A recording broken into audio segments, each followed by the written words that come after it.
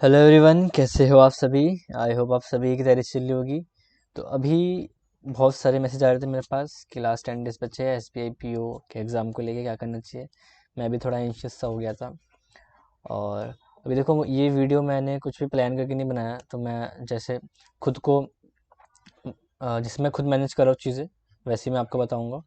ठीक है। और चीज़ें मैं ऐसे कंसिडर कर रहा हूँ कि आपका एक रिसेंट स्कोर आ रहा है एसबीआई के मॉक्स में। ठीक है, मतलब बहुत ज़्यादा अच्छा भी नहीं आ रहा, लेकिन बहुत ज़्यादा बुरा भी नहीं आ रहा। ठीक है, एक डिसेंट स्कोर आ रहा है, उसके हिसाब से मैं सारी चीज़ें बताऊँगा। ठीक है। और मैं पहले बता देता हूँ कि वीडियो में क्या क्या होने वाला है। ज़्यादा लंबी वीडियो नहीं करूँगा, मैंने थंबनेल भी नहीं बनाया इसका, मैं ऐसे ही अपलोड कर दूँगा इसको। तो देखो, कुछ चीज़ें मैं ऐसी बताऊँगा जो आपको नहीं करनी है। ब्लैक पेन ले लेते हैं प्यारा सा, या ब्लू ले लेते हैं ना, एसबीआई का ब्लू होता है ना।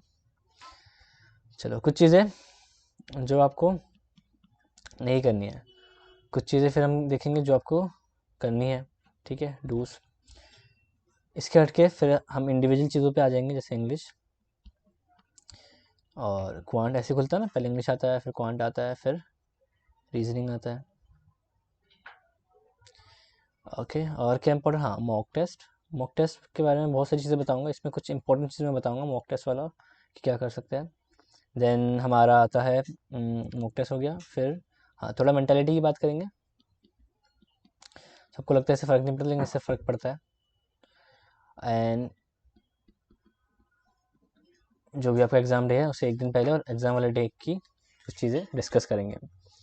ठीक है, सबसे पहले कुछ चीज़ें करते हैं हम डोंट के बारे में। ठीक है, चलो ये मैं पूरा रेज कर लेता हूँ, अब इंडिविजुअली डिस्कस करते हैं। अब मैं कुछ ये रेड डोंट के लिए। चलो, डोंट क्या नहीं करना। न्यू टॉपिक नहीं उठाना।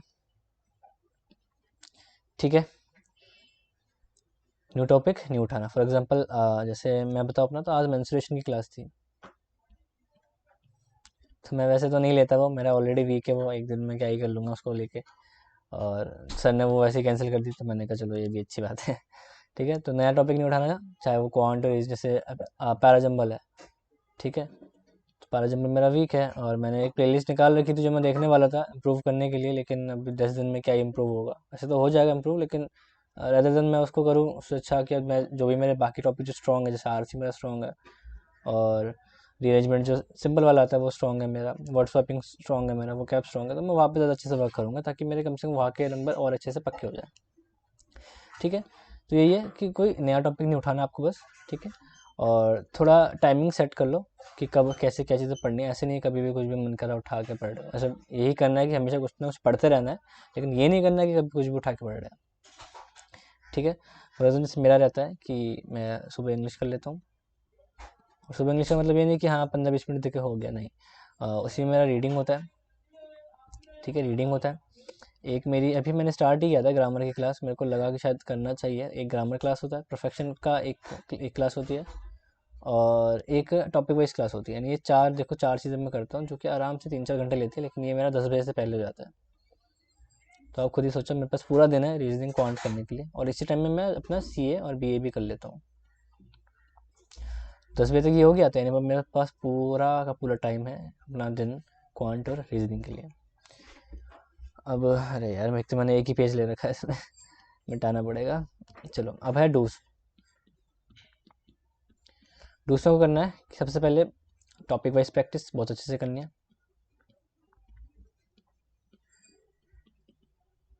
ठीक है, मॉक्स अच्छे से परफॉर्म करने हैं और एनालिसिस करना है। ठीक है, ये है। और क्या कर सकते हैं लास्ट 10 डेज में, स्लीप वाला मेंटलिटी में बताना है। ठीक है, ठीक है, ठीक है। तो अभी इसमें देखो, एक चीज़ है, फॉर एग्जांपल मैं आपको बताता हूँ, जैसे अभी 10 डेज है। ठीक है, 10 डेज से मान लेते हैं, आपको सबसे पहले तो ये करना है कि एक टॉपिक उठा लेना है। ठीक है, कोई भी एक टॉपिक, उस दिन उसके ज़्यादा क्वेश्चन लगाए, मान लेते हैं हम क्वांट, तो मैं क्वांट का क्वेश्चन मान लो तो क्वांट है, तो डे 1 तो आपको 50 क्वेश्चन करने हैं। मिसलिनियस मतलब मिक्स वाले बोल रहा हूँ मैं, अर्थमेटिक की बात करूँ मैं यहाँ पे, बाकी चीज़ें आप अपने तरफ से, बाकी चीज़ें भी चलो बताऊँगा मैं। ठीक है, तो इसमें ऐसा करना है कि आपने ज़्यादा क्वेश्चन, मान लो 20 कर लिए अपने परसेंटेज के, बाकी 30 कर लिए मिक्स। फिर नेक्स्ट डे आए, सेकंड डे, तो इस दिन मेरे को 50 क्वेश्चन कर लिए, मतलब आप अपने हिसाब से टारगेट रखना है कितने क्वेश्चन करने हैं, लेकिन उस दिन हमने 20 कर लिए रेशियो के और बाकी कर लिए मिक्स। तो मैं ऐसे बोल रहा हूँ कि किसी एक टॉपिक पे थोड़ा ज़्यादा वेट रखना ताकि उसका आपका रिविजन होता रहे, ठीक है। अब यहाँ से एक और बात आ गई, रिविजन। रिवीजन अब जिसको करना है वो वही कर सकता है जिसने पहले अच्छे से पढ़ रखा है। अब जिसका सिलेबस ही पूरा नहीं, वो क्या ही रिवीजन करेगा, ठीक है। तो अगर आपका कोई भी टॉपिक ऐसा है जो कि बहुत ज़्यादा, मतलब कोई भी सब्जेक्ट ऐसा जो कि बहुत ज़्यादा ज़बरदस्त, जैसे मेरा रीजनिंग बहुत अच्छा है, ठीक है, तो आपको उसको रिवीजन करने में ज़्यादा टाइम नहीं लगेगा, 2 से 3 दिन में आपका पूरा रिवीजन। रीजनिंग का तो सिलेबस भी बहुत छोटा होता है। सिम क्वांट देखो, क्वांट थोड़ा सा वास्ट है, लेकिन क्वांट का आप रिकॉल कर लोगे आराम से। जैसे कि आप अगर आशीष सर की वीडियोस देखते हो तो एक टॉपिक के 2 या 3 वीडियो तो होती है, तो आप एक दिन में लेके भी चलते हो। जैसे मान लो 3 वीडियो है स्पीड टाइम डिस्टेंस की, तो उसकी पीडीएफ, तीनों की तीनों पीडीएफ एक दिन में आप अच्छे से रिवाइज कर सकते हो अगर आपने क्लास ले रखी है, ठीक है। सेम इंग्लिश का आ गया। इंग्लिश में तो रिवीजन कुछ खास होता नहीं है, ग्रामर क्या ही रिवाइज करोगे। ग्रामर के लिए वही है, अगर आपने ग्रामर देख रखा पहले से तो 120 रूल देख लो, 120 ग्रामर रूल्स जो है वो कर लोगे तो उससे हो जाएगा आपका, ठीक है। तो ये तो मोटा मोटा बात थी, कुछ खास इंपॉर्टेंट नहीं थी। अब आते हैं हम टॉपिक वाइज पे। अभी देखो इंग्लिश, मेरा मानना है इंग्लिश सबसे ज़्यादा क्रूशियल है। क्यों? अगर मैं देखूँ, जितना मैं लोगों से बात करता हूँ तो 80% लोगों का इंग्लिश ही वीक होता है। उनमें इसमें इंग्लिश में उनकी एक्यूरेसी 70-80% भी बहुत दम लगा के आ रही होती है। और इंग्लिश ही ऐसा सब्जेक्ट है जो सबसे पहले खुलता है। अब जिसका इंग्लिश अच्छा चला गया उसके पास थोड़ा सा कॉन्फिडेंस आ जाएगा, ठीक है। जैसे मान लो अगर वो इंग्लिश में 25 भी कर लेता है तो एक थोड़ा उसमें आ जाएगा अंदर से कि अच्छा मैंने 25 कर रखे है, मेरे को आगे ज़्यादा मेहनत नहीं, मतलब थोड़ा सा प्रेशर कम रहता है। लेकिन वही किसी ने अगर इंग्लिश में अटैम्प्ट किया फर्स्ट और उसमें उसके सिर्फ 15 ही अटैम्प्ट हुए, तो उसको थोड़ा सा मतलब होता है ना, एक थोड़ा सा उस 15 का इम्पैक्ट नेक्स्ट जो क्वांट खुलेगा उसका, भले उसका क्वांट अच्छा हो तो वहाँ पे उसको थोड़ा सा लो फील होता है। तो आपका क्या काम है, मैं ये मान के चल रहा हूँ कि आपका इंग्लिश एवरेज है, नॉट वीक, एवरेज में मान के चल रहा हूँ मैं कि आपका डिसेंट स्कोर आता है। आपको सिर्फ इतना करना है कि इंग्लिश का भी सेम मैंने जैसे बताया अभी आपको, एक तो देखो मिक्स प्रैक्टिस, कि आपको सारे करनी है, और एक टॉपिक को उठा लो डेली का। जैसे आपने आज मिक्स किया और आज आपने क्लोज टेस्ट उठा लिया, तो क्लोज टेस्ट के आपने लगा लिए 15-20 सेट एक बार में, ठीक है। सेम आपने मिक्स प्रैक्टिस के लिए करिए, मिक्स प्रैक्टिस मतलब एक मॉक टेस्ट टाइप का, लेकिन वो मॉक टेस्ट नहीं होना चाहिए, उसमें टाइम बाउंडेशन नहीं होना चाहिए, वो आपको खुद सॉल्व करना है, ठीक है। मिक्स कर लिया, फिर आपने फिलर्स उठा लिए, फिर आपने फिलर्स कर लिए पूरा एकदम अच्छे से 30-40 सेट कर लिए फिलर्स के, ठीक है। मतलब जितने कर सकते हो, मतलब बहुत सारे कर लो ताकि आपका ना एक होता ना रोबस्ट बेस बन जाए, ठीक है। देन जो एग्जाम में आपका स्ट्रेटेजी होना चाहिए, अगर आपका, मैं वीक के लिए बता रहा हूँ, मैं पहले ही बता रहा हूँ, जो वीक स्टूडेंट है उनका है ये, ठीक है। अगर आप टॉपर हो तो ये आपके मतलब की वीडियो नहीं है, ठीक है। फिर एग्जाम में आपने क्या रहता है कि एग्जाम में कोशिश करो भले ही आप 20 मिनट में 20 अटैम्प्ट करो, ठीक है। क्योंकि कट ऑफ कितनी जाती है, 55 से 60 के बीच में है। एक बार 19 में गई थी 71 या 72 गई थी शायद, तो वो उस टाइम पे पेपर बहुत इजी था वैसे, लेकिन लास्ट वाला पेपर देखो तो थोड़ा टफ था और वैसे ही आता है, ठीक है। तो आपका ये टारगेट होना चाहिए कि मैं 20 मिनट में 20 ही अटैम्प्ट करूँगा, भले आपका टाइम ज़्यादा भी बच जाए, तो आप बस देखोगे दूसरे क्वेश्चन जिसमें सिर्फ आपको कॉन्फिडेंस होगा कि नहीं यही आंसर है, तभी टिक करोगे, ठीक है। बस आपकी होना चाहिए कि आपकी एक्यूरेसी 100% रहे, ताकि आपका मार्क्स नेगेटिव है। जैसे मैंने पीछे एक मैंने मॉक टेस्ट दिया था तो उसमें मेरे 30 अटैम्प्ट हो गए थे, एक तो उसमें मेरे 7 गलत थे, तो मैं वही सोच रहा था कि मैंने 7 वो गलत वाले अटैम्प्ट नहीं किए होते तो 23 पे 23 ही मिलते मेरे को, लेकिन यहाँ पे मुझे कट के 21 पॉइंट समथिंग मिले थे, तो वो 2 मार्क्स भी बहुत मैटर करते हैं, ठीक है। तो ये था इंग्लिश का। अब हम देखते हैं क्वांट का, जो सबसे ज़्यादा इंपॉर्टेंट है सबसे ज़्यादा तो नहीं, इंग्लिश सबसे ज़्यादा इंपॉर्टेंट मेरे लिए तो इंग्लिश ही था। क्वांट का देखो, अब क्वांट तो बहुत सिंपल तो नहीं होता। देखो एक तरफ आता है अपना नॉट सिंप्लीफिकेशन, एक तरफ वन लाइनर आते हैं हमारे 10 आते हैं।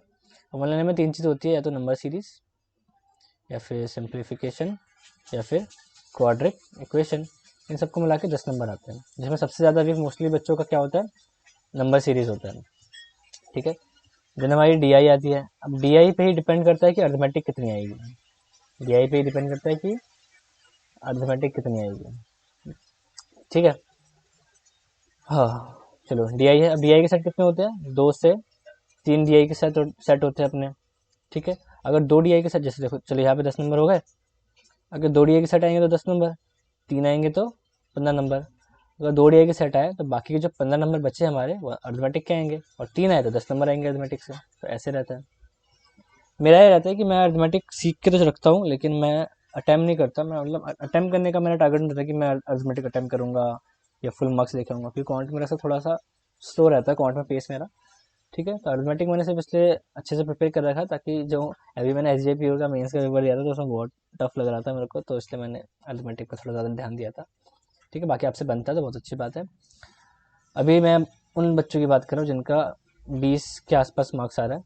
ठीक है, आप प्लस माइनस 2-4 कर सकते हो।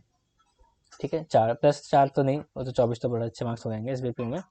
ठीक है, लास्ट 10 डेज में देखो क्या है, आपको यहाँ पे बहुत ज़्यादा मेहनत करनी पड़ेगी इस जगह पे, क्योंकि अब ये है फ्री के मार्क्स, और अगर आप ये छोड़ रहे हो तो बेकार ही है फिर तो।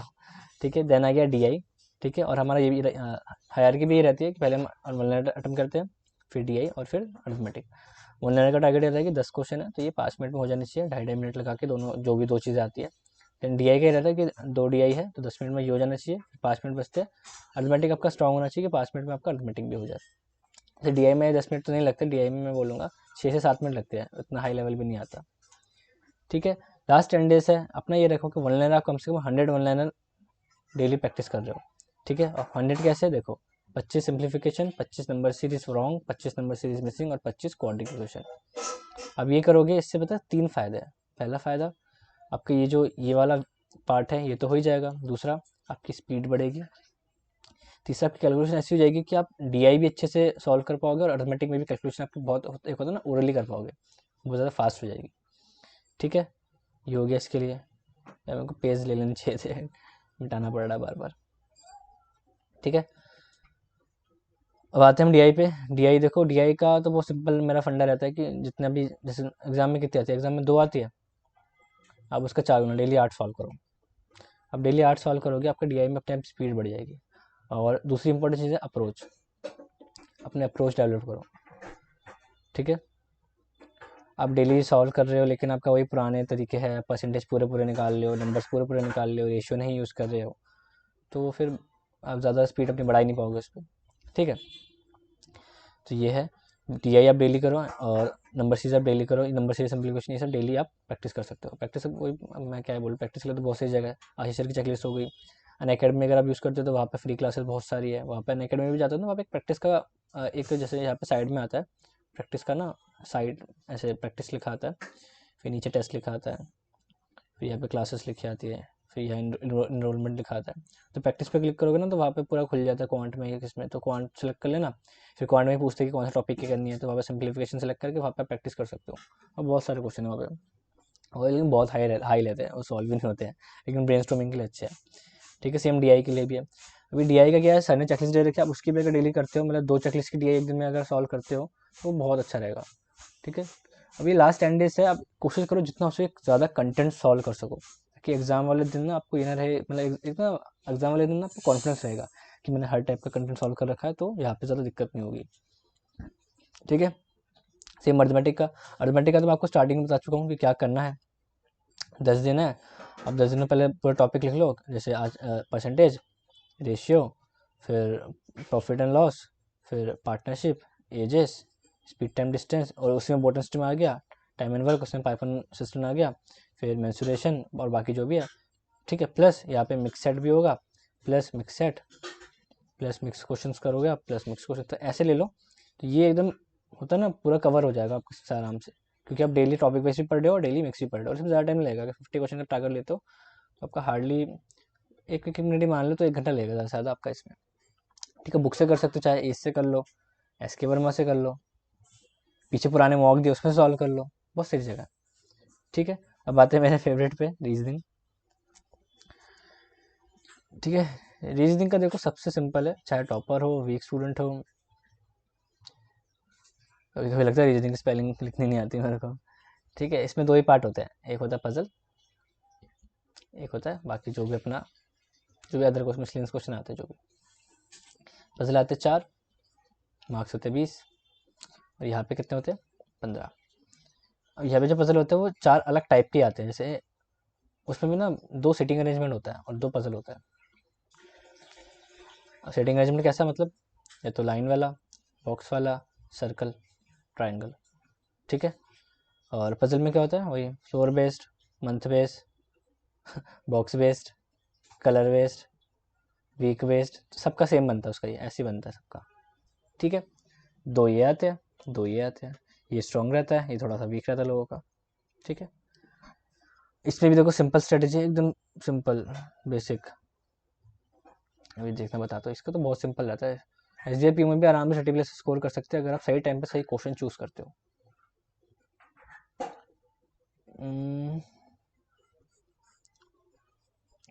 चलो अच्छी मिट गया।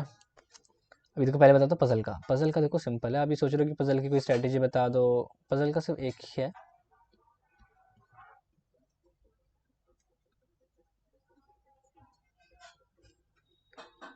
जितने सॉल्व कर सकते हो सॉल्व करो। एग्जाम में आती है 4, आप सॉल्व करो 8, 10, 12, जितने कर सकते हो करो प्री के। हाँ एक चीज़ ये बताना भूल गया, अभी जैसे 10 डेज है, बहुत से बच्चे करेंगे 10 डेज है, मैं स्टार्टिंग वाले डेज में मेंस का थोड़ा प्रिपेयर कर लेता हूँ, मेरा लेवल हाई हो जाएगा तो प्री का तो बन ही जाएगा।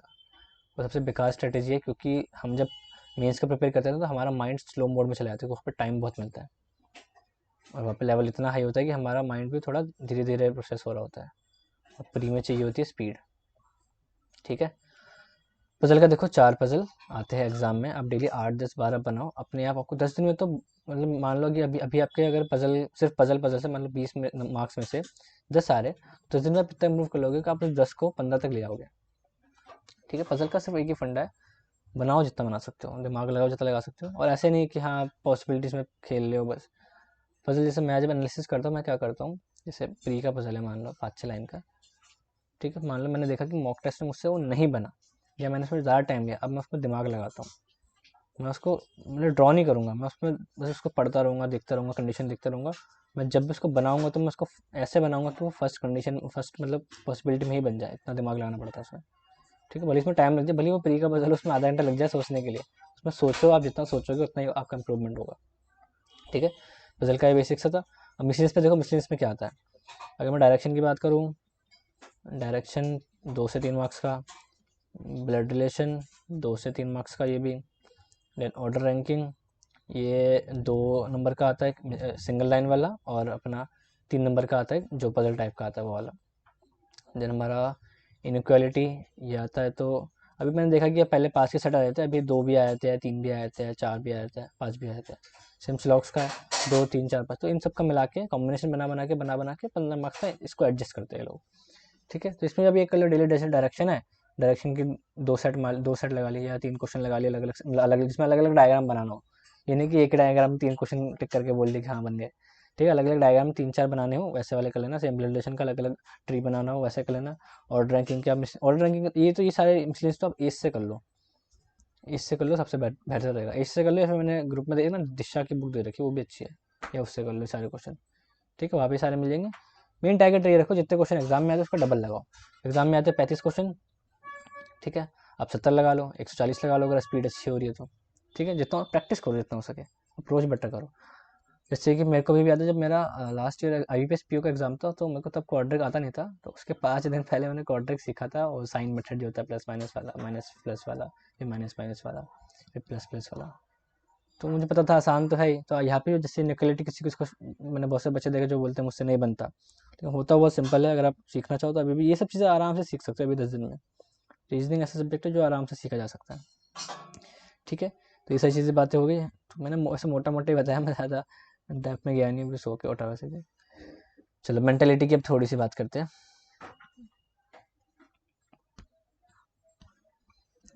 ठीक है, अब पहले ये सोचो कि इम्पोर्टेंट क्यों है। अभी जैसे मेरा अभी RRB PO का एग्ज़ाम हुआ था, RRB PO मेंस, पता है वहाँ पे मेरे मार्क्स आए थे 102, कट ऑफ गई थी 82, फिर फेल हो गया था वाला बात है। ठीक है, सेक्शनल कट ऑफ नहीं निकला, क्यों, यहाँ पे मेरा पता क्या मिस्टेक थी, पहला पहला नहीं कुछ और लिखता हूँ, पहला एक होता है ना कि उसका वर्ड मेरे को समझ नहीं आ रहा, क्या कहते हैं उसको,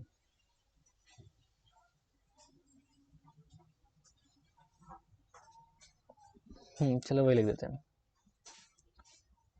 प्रेजेंस ऑफ माइंड नहीं था पहली बात तो, फॉर जीए, ओके जीए।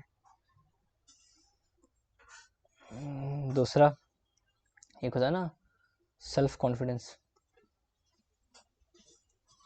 मैं तो ऐसे था कि अरे मैंने जीए प्रिपेयर नहीं किया ठीक से, मेरा कैसे होगा, और वहाँ पे जब क्वेश्चन देखे तो वो मैंने ठीक से पढ़े भी नहीं, डर गया, मतलब एक तो ना थोड़ा सा नर्वसनेस आ गई थी, एनजाइटी हो गई थी, हड़बड़ी। ठीक है। तीसरा मैं, चलो और चीज़ आगे बताऊंगा मैं थोड़ा सा, जो बाकी चीज़ें हैं वो इस 10 दिन में तो नहीं करनी। आप देखो क्या करो, अभी आपका ना माइंड बहुत इंपॉर्टेंट होता है एग्ज़ाम हॉल में।